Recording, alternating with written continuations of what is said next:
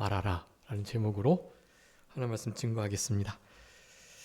우리 매월 첫째 주에 우리 달력에 있는 말씀을 살펴보고 있는데요. 이번 10월에는 사도행전 18장 10절 11절 말씀 9절 10절이네요. 9절 10절이죠.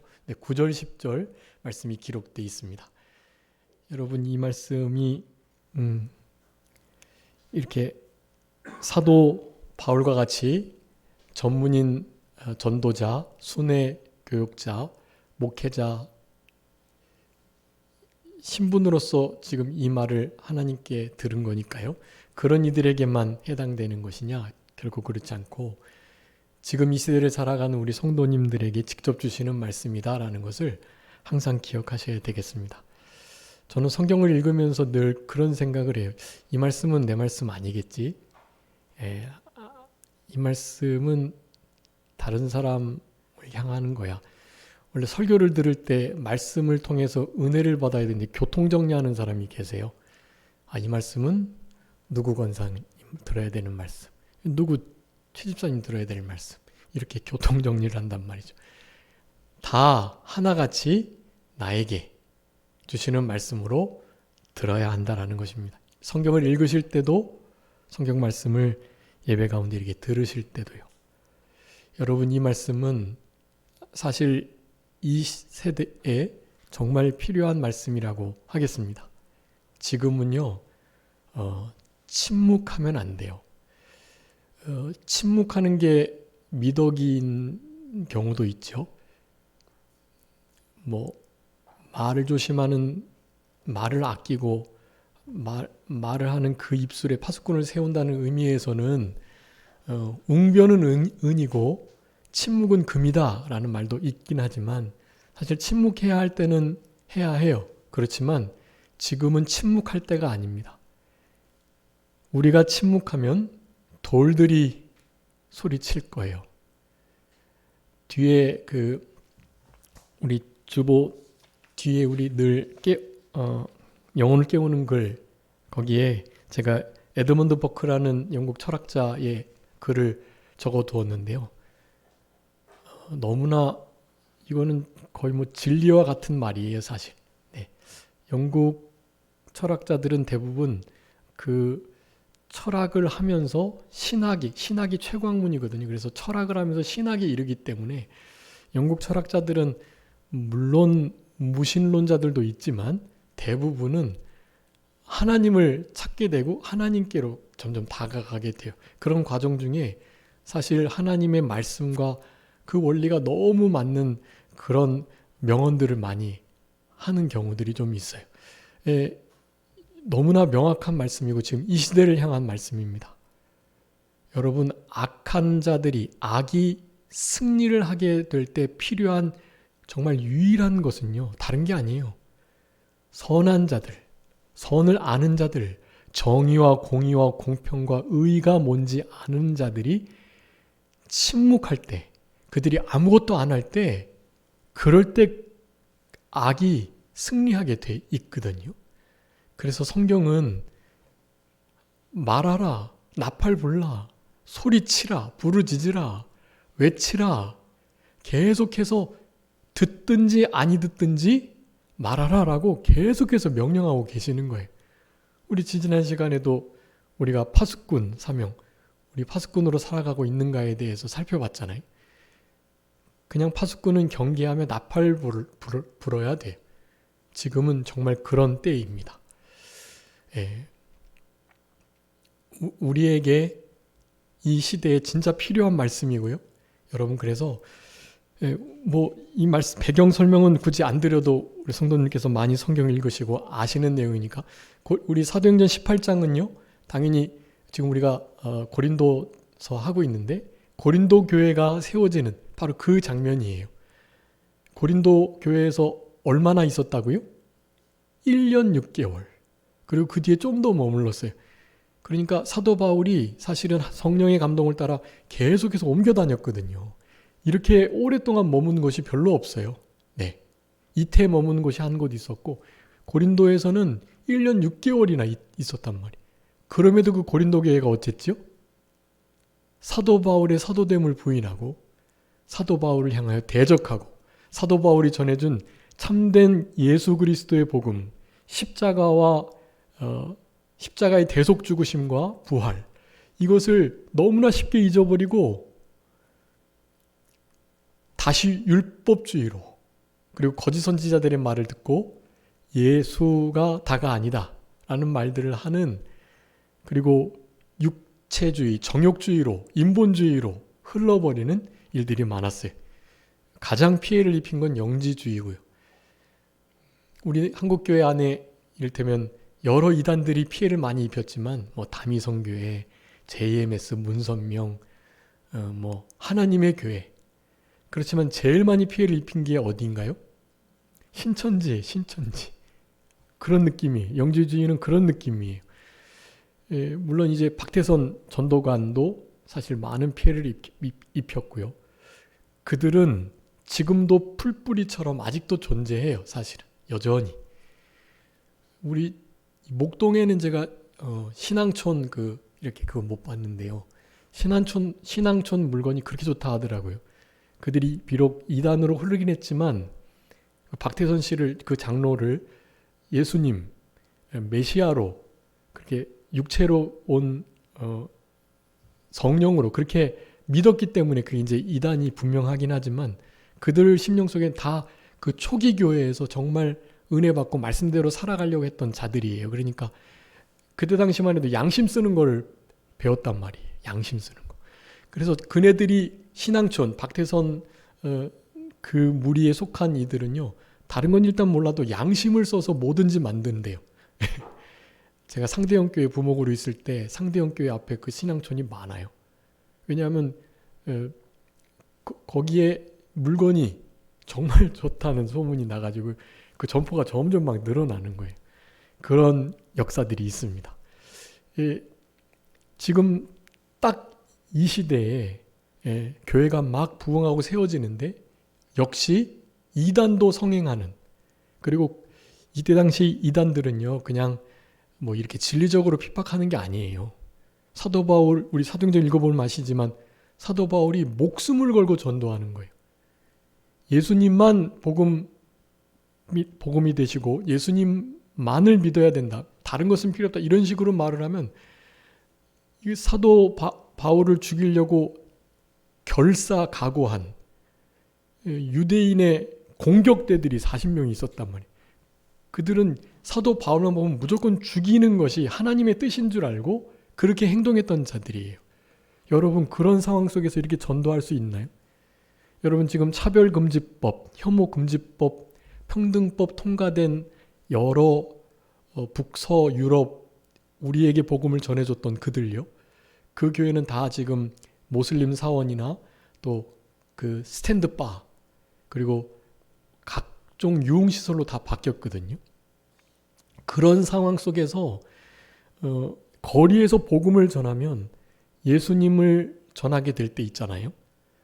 다른 알라나 마호메트, 또 다른 부처 이런 거 전하는 건 전혀 상관없어요. 그런데 예수를 전하면 그거는 차별이 되는 거예요. 혐오가 되는 거예요. 왜냐하면 예수 믿는 자들은 다른 종교를 인정하지 않고 다른 종교들을 믿어도 구원 못 받는다는 말을 하기 때문에 그래요. 우리가 사실은 그런 말을 굳이 안 해도 예수는 그런 차별의식을 가지고 있다. 예수 믿는 자들은 더욱더 그렇다. 자기만 조용히 믿으면 모르겠는데 거리에서 이렇게 전도를 해? 잡혀가는 거예요. 그리고 실제로 수갑 차고 진짜로 잡혀 들어가요, 여러분. 네, 여러분 그런 시대에서 복음 전하실 수 있어요? 근데 전하셔야 된다는 거예요. 여러분, 이 사도 바울 요 시대에 지금 우리가 5절부터 11절까지 읽었지만 이제 1절부터 뒤에 절 계속 읽어보시면 사실은 어마어마한 핍박들과 진짜 살기, 기세등등한 이단자들, 사도 바울의 복음 전도 여행을 그렇게 막으려고 하는 이들이 계속해서 공격을 한단 말이에요. 여러분, 그런 가운데 우리 주님은 사도행전 안에 우리 사도 바울에게 계속해서 말씀해 주시는 거예요. 내가 너와 함께한다. 그러니 잠잠하지 말고 두려워하지 말고 침묵하지 말고 말해라. 그렇게 말씀하고 계시는 거예요. 여러분 이 시대를 향해서 우리들에게 하시는 말씀입니다. 달력에 어떻게 이런 말씀들을 골라서 써두었는지요. 참 달력의 말씀을 고르는 분들의 대부분 아마 목사님이시겠죠. 그분들의 영성이 참 대단한 것 같아요. 아마 이 시대를 보고 분별하고 그래서 하나님께 감동을 받아서 말씀을 선정했으리라고 생각이 돼요. 그런 말씀들을 좀 더 주의 깊게 살펴보는 것은 우리 신앙에 큰 유익이 된다고 할 수 있겠습니다. 여러분 오늘 본문의 말씀을 통해서 제가 이제 이 말씀 이제 묵상하면서 보통은 제가 말씀을 금요일쯤 준비하거든요. 금, 토. 그리고 금요일 날 이제 제가 산에 금요 저녁 기도에 마치고 산에 이제 가는데 산에 가서 사실 본문을 이제 하나님께 묻고 받아서 그렇게 말씀을 준비하는 거예요. 그러니까 월요일부터 막 계속 잘 준비하면 아주 정말 이렇게 잘 요약되고 정리된 그런 설교를 할 수 있는데 제 설교가 좀 두서가 없고 서론이 3분의 1을 차지하고 이를테면 이런 것들은요. 제가 잘 준비가 부족해서 그래요, 사실은. 그런데 어쨌든 그런 모든 과정 가운데 이렇게 하나님이 감동하셔서 그렇게 지금 말씀을 전하려고 몸부림을 치고 있는데요. 이제 이렇게 매월 첫째 주는 이제 본문이 정해져 있으니까 너무 마음이 편하고 좋은 거예요. 제가 하늘산 기도원 그 산에서 있었는데 거기에 거기 너무 좋아요, 정말로. 그리고 다른 사람에게 우리 교회 말고 가족들만 알고 있었는데 하여간 기도하는 분들이 많다 그런 생각을 했고 그래서 우리 성도님들이 기도 덕분에 너무 잘 기도를 마치고 내려올 수 있었습니다. 그런데 어쨌든 참 기도하는 분들이 많다 그런 생각 때문에 너무 든든하고 힘이 있었는데요. 이 말씀을 이제 계속 묵상했어요. 묵상하면서 한 주간 내내 말이죠. 그리고 이것은 또 원래 패턴대로 그냥 묵상만 계속하고 원래 패턴대로 다시 토요일 날 막 준비하고 그랬습니다. 그런데 어쨌든 하나님이 주신 중요한 감동들이 있었어요. 여러분 오늘 본문에도 아주 중요하게 나타나는데요. 여러분 사도 바울이 이렇게 두려워하지 않고 침묵하고 잠잠하지 않고 말할 수 있었던 이유, 하나님께서 그걸 그렇게 하라고 하고 목숨이 위태로운데 어떤 다른 장치도 안 해주시고 그렇게 하실 리가 없잖아요. 그 장치를 해주셨어요. 여러분 그것이 우리 9절 10절에 다 나타나 있습니다. 특별히 10절에 나타나 있는데요. 여러분 우리 10절 말씀 함께 읽어보겠습니다. 사도행전 18장 10절이에요. 시작. 내가 너와 함께 있음에 어떤 사람도 너를 대적하여 해롭게 할 자가 없을 것이니 이는 이 성중에 내 백성이 많음이라 하시더라. 아멘. 여러분이 탁 마음이 오시죠? 어떻게 두려워하지 않고 침묵하지 않고 말할 수가 있겠습니까? 침묵하는 이유는 두려움 때문에 그런데요. 어떻게 하면 두려워하지 않을 수 있고 어떻게 할 때 침묵치 않고 제대로 그것을 말할 수 있을까? 그 부분을 분명하게 말씀해 주고 계시는 거예요. 왜 두려워하지 않을 수 있을까요? 하나님 아버지께서 함께 계셔 주시기 때문이에요. 임마누엘. 그래서 이번에 산에서 이제 그 산이 좀 한 700고지 되는데 696고지인데요. 거기 운두산이라는 그 밑에 이제 깃대봉인데 거기까지 첫째, 둘째 날까지는 올라갈 수 있었는데 셋째 날부터는 좀 힘이 없어가지고 이제 못 올라가고 그 중턱에다가 텐트를 쳤는데요. 거기에 중턱쯤만 해도 그 골짜기 계곡이 그렇게 깊을 수가 없어요. 그래서 메아리가 그냥 장난이 아니에요. 막. 네.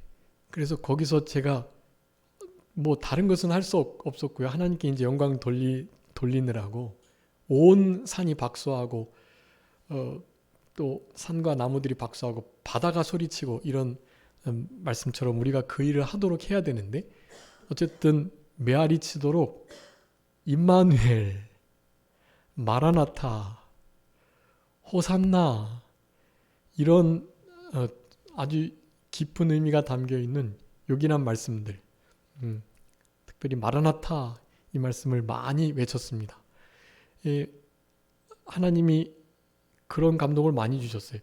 이 깊은 산골에 거기가 조금 외져서 지나가는 사람도 없어요. 그 중턱에 보면 소방도로가 이렇게 났거든요. 너무 평평하고 좋아요. 근데 그곳에 지나가는 사람이 별로 없어요. 6일 동안 있으면서 두 분 만났어요. 두 분. 그만큼 한적한 곳인데 이 산속에서 나를 높인 자가 없다. 영광을 받고 싶다. 하나님께서 그런 감동을 많이 주셔가지고 그렇게 막 외치는 일을 좀 했습니다. 그래서 제가 아파서 그런 게 아니라 제 목소리가 첫째 날, 넷째 날까지 너무 많이 외쳐가지고요. 되게 많이 쉬었어요, 목소리가. 근데 지금은 많이 좋아진 거예요. 하나님이 너무 기뻐하셨고, 그렇게 외치면서, 하나님이 정말 중요한 감동들을 좀 많이 주셨어요. 우리의 삶 속에 실제로 두려움이 있기 때문에 그 복되고 귀한 생명과 같은 복음조차도 이 삶의 환경과 또 주위의 사람들로 인해서 또 특별히 제가 생각할 땐 이 법이 반드시 통과될 거거든요. 통과되면 이제 진짜 전도하기 어려워요. 그 상황 속에서 정말 전도할 수 있을까 하는 생각을 해보면서 그럴 수 있다. 충분히 그럴 수 있다. 주님께서 우리를 이런 말씀들로 위로하신다라는 감동을 주셨어요. 다른 게 아닙니다. 그냥 하나님께서 그 상황 속에서 우리를 떠나지 않으실 거니까 침묵하지 말고 말하라는 거예요. 여기서의 말은 뭐겠습니까? 예수는 그리스도다. 예수 그리스도의 십자가를 자랑하고 십자가의 죽으심과 부활, 다시 오실 것을 말하라는 거예요. 다른 말 하라는 게 아니라. 여러분, 이 말은요, 정말 하셔야 할 말씀이고, 그렇게 하라고 명령하셨는데, 하나님은 명령하신 것을 우리가 지키지 못할 것을 절대로 명령하시는 분이 아니세요. 지킬 수 있도록 해주세요. 그렇기 때문에 그 방편 중에 하나는 바로 함께 하심. 임마누엘이에요. 여러분, 임마누엘의 신앙을 갖는다면 여러분의 삶 속에 복음을 전할 때의 부끄러움과 두려움과 또 누군가의 아주 날카로운 눈초리와 실제로 법적인 제재를 당해도 그 일을 하실 수 있어요.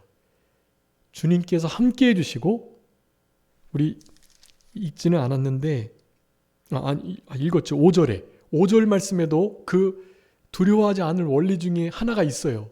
우리 5절도 한번 다시 한번 읽어보겠습니다. 5절 한번 읽어보겠습니다. 시작. 실라와 디모데가 마게도냐로부터 내려오매 바울이 하나님의 말씀에 붙잡혀 유대인들에게 예수는 그리스도라 밝히 증언하니. 아멘. 이 말을 하라는 거예요. 계속해서. 그래서 고린도 교회도 세워지고 에베소 교회도 세워지고 다 그런 거예요. 근데 사도 바울이 어떻게 했기 때문에 두려워하지 않고 말할 수 있었을까요? 하나님의 말씀에 붙잡혔다. 여러분, 이거 지난 시간에 우리 배운 우리 사도 바울의 고백. 예수 그리스도를 얻고 그분 안에서 발견되고 싶은 그 간절한 소망. 그 간절한 소망을 이루기 위해서 어떻게 했다고요? 모든 것을 다 해로 여기고 배설물로 여기고 어떻게 했다고요? 예수 그리스도께 잡힌 바 된 그것을 잡으려고 달려가노라. 그렇게 말했단 말이에요. 주님께 붙들린 거. 그래서 거기 지난주 주보는 요약된 게 별로 없었는데 그래도 제가 모든 구절을 다 써놓은 맨 밑에가 있어요. 거기에 우리가 붙잡혀야 할 것에 대해서 말씀해 놨단 말이에요. 그리스도께 이끌림받고 매임받고 끌림받고 성령님께 감동 감화 매이고 특별히 예수 그리스도 하나님의 말씀에 붙잡히고, 여러분 그것이 우리 사도 바울이 늘 추구했던 거예요. 그게 되니까 말씀이 붙잡혔다고 했는데 하나님께서 강권적으로 붙잡으셨다라는 의미가 있는데요. 그렇게만 보시면 안 돼요. 사도 바울이 사실 별로 붙잡히기 싫었는데 하나님이 너 이방인의 사도로 너 세웠으니까 너 해 하면서 강제로 하셨다는 의미가 아니에요. 붙잡혔다는. 뭐겠어요? 사도 바울이 자기가 하나님 말씀에 붙잡히도록 자신을 내어준 거예요. 그러니까 주님이 붙드시고 주님의 말씀이 그를 붙드시고 역사를 한 거란 말이에요. 여러분 두려워하지 않을 수 있는 너무나 중요한 원리가 여기 있습니다. 우리 본문에 나타난 성경의 원리예요. 첫 번째, 하나님의 말씀에 붙들려야 된다. 두 번째, 하나님께서 나와 우리와 함께 하신다는 임마누엘의 신앙을 갖는다. 세 번째, 이 성에 내 백성이 많다. 지금 죽어가는 영혼, 파수꾼이 나팔 불지 않으면 지옥 갈 수밖에 없는데 너희들이 두려워하지 않고 침묵하지 않고 말만 하면 그들 내가 건져낼 거야 하고 말씀하시는 하나님의 백성이 많다라는 생각을 하셔야 돼요. 여러분 우리 목동 지역에 이제 대부분 뭐 전도 안 한 곳이 없고 대부분 우리 주변 지역에 했지만 그래도 계속 하셔야 돼요. 계속해서. 아파트 주변 지역에 나 다 한 번 다 돌았다. 한 번 돌으셔서 되는 거 아니고 계속 하셔야 돼요. 계속. 왜냐하면 지나가다가도 다른 사람을 만날 수 있고 가가오고 호호 혹시 전도지를 꽂아놨다고 해도 그것으로 끝나는 게 아니거든요. 계속 하셔야 돼요. 계속 그 일을. 그게 침묵하지 않는 것입니다. 전도지를 불특정 다수들에게 계속해서 전해주는 거. 물론 계속해서 그렇게 우리가 전도 한두 시간 막 시간 내서 할 수 없는 상황이고 또 코로나 상황이기도 하니까. 우리 권사님은 이렇게 수요일 날 또 이렇게 여기 주일 날 예배당에 들어오시기 전에 우리 전도지 또 소금 뭐 이를테면 그 휴지 이런 거 비닐에 잘 담으셔가지고 거기다가 또 맛있는 커피도 하나 담아가지고 그걸 주시면서 근데 많이 안 하시는 거예요. 많이 하시면 힘들어요. 3개, 5개 그 정도 준비한 정도 3개 정도가 적당한 것 같아요. 그러면서 하나님 이거 믿어야 할 영혼을 만나게 해주시고 그 영혼이 이것을 잘 받고 이것을 통해서 위로를 받고 진짜로 주께 돌아가게 해주세요 하는 마음을 가지시면서 전도하는 거. 그거 얼마나 효과적이고 복된 일인지 몰라요. 그런 일을 계속 해야 된다는 말씀을 하고 계시는 거예요. 이 성 중에 내 백성이 많다. 주님의 마음을 품으셔야 돼요. 여러분 이런 모든 것. 자 그래서 자 오늘 본문 여기 주보에 보시면은요. 우리가 두려워하지 않기 위해서는 그리고 침묵하지 않고 말을 하기 위해서는 이라는 말씀을 제가 2파트를 나눴는데요. 첫 번째 두려워하지 않으려면 주께서 우리와 함께 계심을 믿어야 된다라고 말씀하고 두 번째 침묵하지 않으려면 하나님 말씀에 붙들려야 된다고 말씀하면서 그 2번에 맨 밑에 3번 4번 이 우리 여기 사도행전 1절 나왔지만 18절 말씀에 우리 겐그레아라는 지역에서 우리 사도 바울이 서원을 해요. 참 중요한 서원이고 이 겐그레아 서원이라는 아주 두꺼운 신학책들도 있어요. 사실 여기에 담긴 의미가 아주 크거든요. 그것을 다 밝혀드릴 수는 없고 제일 중요한 것은 하나님 앞에 나신 이로서 서원한 그것을 잘 마치고 그 다음 장소로 이동하기 위해서 그 나시린의 자기가 정한 기간이 지났기 때문에 지나게 되면 반드시 머리를 깎고 제사장이 보이고 그 나시린에서의 사명을 딱 마쳐야 돼요. 그것은 다른 게 아니라 서원을 하고 서원을 갚지 않는 모습. 그런 모습은 자기가 당당하지도 않고 다른 사람들이 보기에도 손가락질 받을 수 있단 말이에요. 그래서 사도 바울은 자기가 할 일을 이렇게 강제로 행하게 하거나 또한 행하지 못하게 하는 경우들이 있었어요.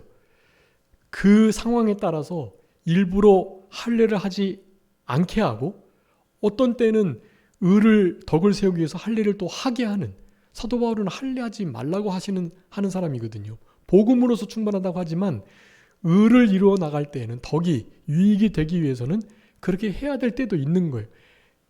다른 사람 앞에 하나님 앞에 자기 자신에게 의를 이루어야만 말이 막히지 않아요. 갱그레아의 서원은 아주 중요한 결정적인 의미 중에 하나가 그거예요. 그래서 그리해야 하고 그 다음 마지막 네 번째 이성의 주의 백성이 하나님의 백성이 많다라는 것을 깊이 깨닫고 주님의 마음을 가질 때 내가 혹시 이 말을 해서 누군가가 나를 공격하고 우리를 두려움 속에 붙잡아 두고 혹은 법적으로 적용을 해서 제재를 해가지고 감옥에 갇힌다 할지라도 결국에 우리 사도 바울은 감옥 갔죠? 감옥에서 많은 서신서를 쓴 거예요. 옥중서신. 감옥 갇히는 것도 유익이다. 복음의 전파를 위해서라면 감옥 가는 것도 유익이다. 이 말씀을 준비하면서 그런 감동이 있었습니다. 만약에 우리나라에도 차별금지법, 또 평등법, 혐오금지법 이런 법이 통과돼서 이제 예수 그리스도만이 유일한 구세주다라는 이 말을, 여러분 이 말은 누가 들어도 너무 배타적이고 너무나 이렇게 자기중심적이고 너희 종교만 참이냐? 이런 식으로 다른 사람들을 완전 차별하는 듯한, 다른 사람들의 모든 행위를 하대하고 폄하하는 것 같은 느낌이 들잖아요. 그러니까 기독교가 공격을 받을 수밖에 없어요. 어마어마한 벌금을 1,000만 원 거의 가까이 낸다고 하는데 그걸 못 물어주면 저는 물을 돈이 없으니까 감옥에 가야 되거든요. 감옥에 간다 해도 괜찮은 거예요. 그것도 유익인 거예요. 하나님께서 두려워하지 말고 침묵하지 말고 말하라. 예수의 그리스도 되심을, 십자가를, 다시 오심을, 우리를 향한 사랑을, 우리를 얼마나 귀하게 복되게 여기시는지를 알리라 라는 이 사명을 주님께서 정말 원하고 계시다 라는 생각이 들었고, 그런 일을 함에 있어 사실 어떠한 희생이 따르더라도 그 일들은 충분히 그렇게 할 만한 가치가 있다. 여러분, 말씀이, 복음이, 주님의 모든 행하신 역사들이 생명보다 낫다라는 말씀 아시잖아요? 말씀이 생명보다 낫다. 여러분, 그 말씀을 그렇게 증거하고 전하는 일에 우리의 목숨을 아껴서는 안 돼요. 사도 바울이 사도행전 20장에서 말합니다. 24절에 내가 예수 그리스도 은혜의 복음을 전하는 그 일을 마치려 하면은 나의 생명을 조금도 귀한 것으로 여기지 않는다. 그렇게 말하는 거예요. 여러분, 그게 진짜 우리 주님을 사랑하는 자예요. 여러분, 그래서 지금 이제 10분 남았는데요. 여러분, 두려워하지 않고 또한 잠잠하여 침묵하지 않을 수 있는 이유가 성경에 오늘 본문에 크게 4가지 그렇게 분명히 나왔어요. 하나님의 말씀에 붙들려야 된다. 주님 우리와 함께 하시는 임마누엘의 신앙을 가져야 된다. 갱그레아선 다른 사람들 앞에서도 나의 자신에게도 의로울 수 있어야 된다. 당당해야 된다. 마지막으로 이 성중에 내 백성이 많다. 그들의 영혼을 사랑하면서 구령 열정을 가지고 여러분 어떠한 일이 있어도 그렇게 하셔야 해요. 자, 그런데 이번에 말씀 이제 준비하면서 하나님께서, 물론 하나님이 내가 말씀에 붙들려 있고 주님이 나와 함께 하시는 건 알겠는데 그래도 두려움이 엄습하는 것을 어쩔 수 없는데 어떻게 두려워하지 않을 수 있나 라는 생각을 많이 했거든요. 하나님께서 이 묵상을 많이 하게 하셨어요.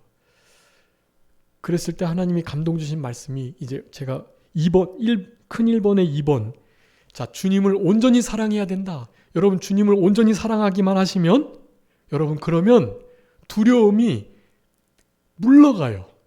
내가 두렵지 않으려고 힘쓰고 노력하는 게 아니라 그냥 물러가게 돼 있어요.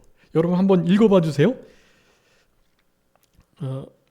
온전한 사랑이 두려움을 내어 쫓는다. 요한 1서 4장 17절 18절. 이로써 사랑이 우리에게 온전히 이루어진 것은 우리로 심판날에 담대함을 가지게 하려 함이니 주께서 그러하심과 같이 우리도 이 세상에서 그러하니라. 사랑 안에 두려움이 없고 온전한 사랑에 두려움을 내쫓나니 두려움에는 형벌이 있음이라. 두려워하는 자는 사랑 안에서 온전히 이루지 못하였느니라. 아멘. 여러분, 사랑 안에 두려움이 없고 온전한 사랑이 그 두려움을 내쫓는다, 그렇게 말해요. 여러분, 주님을 온전히 사랑할 때, 여러분, 그럴 때 두려움이 없어져요. 여러분, 순교자의 자리에서 우리 손양원 목사님이나 주기철 목사님 그 사형 선고를 받으시고도 하늘 가는 밝은 길이, 그런 그릇을 부르시면서 자기에게 사형 선고를 내리고 자기에게 총뿌리를 겨눈 그들을 향하여 예수님을 믿으라고 그렇게 평온하게 담대하게 말씀하실 수 있는 이유가 어디에 있겠습니까?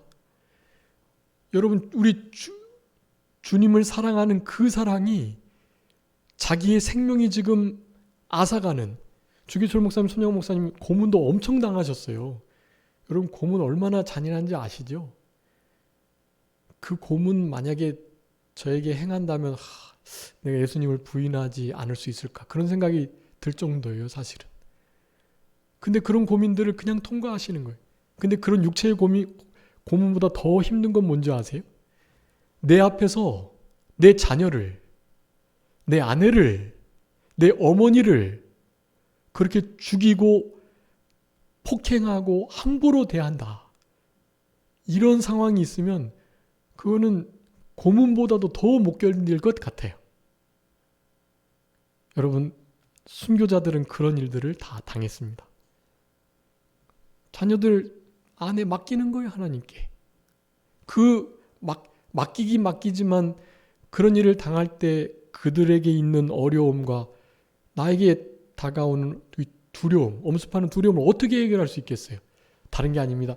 주님을 온전하게 사랑하는 것, 그 사랑 안에 깊이 들어가 있는 것, 여러분, 이것이 그 사랑 안에 두려움이 없고요. 거기에 이제 딱 들어간 사람은 두려움을 갖고 들어가니까, 두려움을 갖고 들어간 그 상황 속에서 그 온전한 사랑이 두려움을 내쫓게 돼 있는 거예요. 주님을 온전히 사랑하는 사람이 누구에게 가면 그 사람에게 있는 두려움조차도 물러가게 돼 있는 거예요. 여러분, 이것은 처음 사랑과 좀 다릅니다. 여러분, 처음 사랑이 합쳐져서 온전한 사랑이 되는 거예요. 이 온전한 사랑은 이를테면 성숙한 사랑, 고난을 이기는 사랑, 형제 자매를 용서하고 품어주고 긍휼히 여기는 사랑, 그들을 진짜 주님의 사랑으로 사랑하는 그 정도의 사랑. 여러분, 이 처음 사랑과 좀 성숙한 사랑이 합쳐질 때 온전한 사랑이 되는 거예요. 문제는 그 두 중에 하나도 잃어버리면 온전한 사랑이 못 돼요. 여러분, 처음 사랑을 가지고도 사실은 온전한 사랑이라고 할 수 없어요. 여러분, 처음 사랑 우리가 아시잖아요. 처음 주님 믿었을 때 얼마나, 그건 진짜 애인을 대하는 그런 사랑이잖아요. 근데 지금 우리는 주님을 애인처럼 대할 수 없잖아요. 사랑에도 다 유통기한이 있거든요. 주님을 그렇게 애인처럼 계속해서 심장 뛰면 죽는다 그러죠. 왜 부부가 어느 시간이 되면 일정한 그런 감정선이 유지되느냐? 계속 처음 사랑을 가지고 있으면 심장이 못 견딘대요. 그래가지고 하나님 그렇게 만들어 놓으셨대요. 그 매너리즘이 아니고 하나님께서 우리의 육체의 건강을 위해서 그렇게 해 놓으신 거예요. 그런데도 그런 그냥 밍밍한 그런 사랑, 여러분, 그런 사랑은 성숙한 사랑인 거예요. 처음 사랑 때는 느낄 수 없는, 함께 지내며 20-30년 지내며 느끼는 서로를 신뢰하고 의지하고 많은 다툼 속에서 맞춰지고 서로를 진심으로 알아가는, 그래서 눈빛만 봐도 서로의 상태를 아는, 여러분, 그런 사랑, 그런 성숙한 사랑이 있어야만 실제로 온전한 사랑이 되는 거예요. 여러분, 주님 앞에 처음 사랑 회복하라고 막 뜨거운 사랑만을 생각하시면 안 되고요. 그 사랑은 당연히 회복하고 늘 있어야 하고, 여러분, 그 사랑을 잊어버리면 우리는 십자가로 돌아가야 돼요. 우리를 위해서 죽으신 그분, 우리도 다른 사람을 위해서 죽는 것이 마땅한 일이에요. 그 처음 사랑을 우리는 늘 회복하고 늘 그로 돌아가야 하고요. 그것은 기본이고요. 그 사랑에다가 성숙한 사랑이 더해져야만 합니다. 여러분, 사랑하는 법, 용서하는 법 많이 말씀드렸습니다. 이거는 하여간 우리는 사랑의 빚진 자다. 네. 그리고 성령으로 말미암아 하나님의 사랑이 우리 마음 가운데 부어져야 된다. 실제로 우리가 사랑할 수 있는 힘이 없고 하나님이 우리를 사랑하신 것처럼 빚진 자의 마음을 가지고 사랑해야 된다. 여러 말씀들을 드렸어요. 용서하는 법, 서로를 받는 법. 누가복음 6장 27절 28절에 있는 원사미선 저축목이 원수를 사랑하고 미워하는 자를 선대하고 저주하는 자를 축복하고 모욕하는 자를 위해서 기도하고, 이 원사미선 저축목이를 실제로 적용해 되기 위해서는 그 처음 사랑이 필요해요. 그리고 성숙한 온전한 사랑이 함께 더해져야 합니다. 그렇게 돼야 여러분 그런 사람의 심령 속에는 진짜 두려움이 없어요. 사람도 또 물질도 나의 여러 가지 환경과 고난과 역경도 나를 공격하는 그 대적들, 사탄 마귀도 이 밤에 너무 어두워서 이제 첫째 날, 둘째 날에는 이제 랜턴을 가지고 겨우겨우 찾아 내려왔는데요. 사실 좀 두려움이 엄습하더라고요. 네, 거기 이제 선산이어서 이렇게 묘지들도 좀 있고 사실은 좀 많이 두려웠는데 이런 말씀들을 묵상하면서 나머지 한 수요일부터는 진짜 두렵지 않고 평안하게 너무 잘 있었어요. 여러분 진짜 주님을 온전히 사랑하면 두려움이 물러갑니다. 두려움이 물러가면 침묵하지 않고 말할 수 있어요. 여러분 우리의 삶 속에 이런 역사가 있었으면 참 좋겠고, 자 그래서 마지막으로요, 우리 그 말하려면 그리스도가, 자 여러분 예수님이 메시아 그리스도 되심을 성경에서 분명히 밝히고 있어요. 여러분 이거를 여러분이 일단 먼저 아셔야 돼요. 그래야 누군가에게 잘 전할 수 있죠. 논리적으로 물어보는 이들에게 잘 전해주실 수 있으셔야 돼요. 그래서 그것을 제 박스 2개 살색으로 해놨는데요. 아래쪽에 예수님께서 메시아이신 증거, 이거는 제가 아주 크게 프린트해서 나중에 드릴게요. 그리고 두려워하지 말라고 명령하신 그 말씀들, 그거 너무 우리 위로가 되거든요. 여러분 그 말씀도 함께 드릴 거니까요. 그리고 당연히 이것을 제가 우리 홈페이지에다가 게시해 놓을 거니까 꼭 보시고, 지금 제가 잠깐 드리고 싶은 말씀은, 자 그러면 제가 하나님 앞에 제가 주님 진짜 주님 사랑하나요? 온전한 사랑으로 주님을 대하고 있나요? 라고 이렇게 묵상했을 때 하나님께서 좀 그런 감동들을 주셨어요. 내가 나를 사랑하지, 감정적으로는 애인을 사랑하는 것처럼은 아니지만 너가 사랑하는 증거가 있어. 여러분 그 증거를 제가 5가지 적어놨어요. 그 첫 번째 살색 박스예요. 여러분 우리가 주님을 온전히 사랑한다는 증거, 여러분 이 물음을 계속 물으시면서, 여러분 이것도 제가 큰 거 그래서 뽑아드릴 거니까 당연히 게시해 놓을 거고요. 그래서 사실 여기 원리가 되게 중요한 원리가 좀 많이 나타나 있습니다. 이것을 잘 게시해 놓을 거니까 꼭 공부해 주세요. 자, 우리가 주님 온전히 사랑하는가? 첫 번째, 주께서 나의 삶의 첫째가 되시는가예요.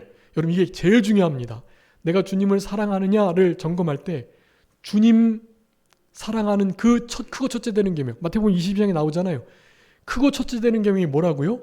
하나님을 마음과 뜻과 목숨과 지혜와 정성을 다해서 사랑하고, 여러분 크고 첫째 되는 계명만 첫째가 되면 돼요. 나머지는 다 돼요, 사실은. 여러분 우리 주님을 가장 첫째로 사랑하시는 우리 모두가 되었으면 정말 좋겠습니다. 주님이 첫째가 되시면 돼요. 그것이 없다면 회개하시고 기도하세요. 주님이 첫째 되시도록. 이 첫째, 크고 첫째 되는 이 계명만 지키고 첫째 되시면 돼요. 그러면 나머지 4가지의 그 원리들도 다 나타나게 돼 있어요.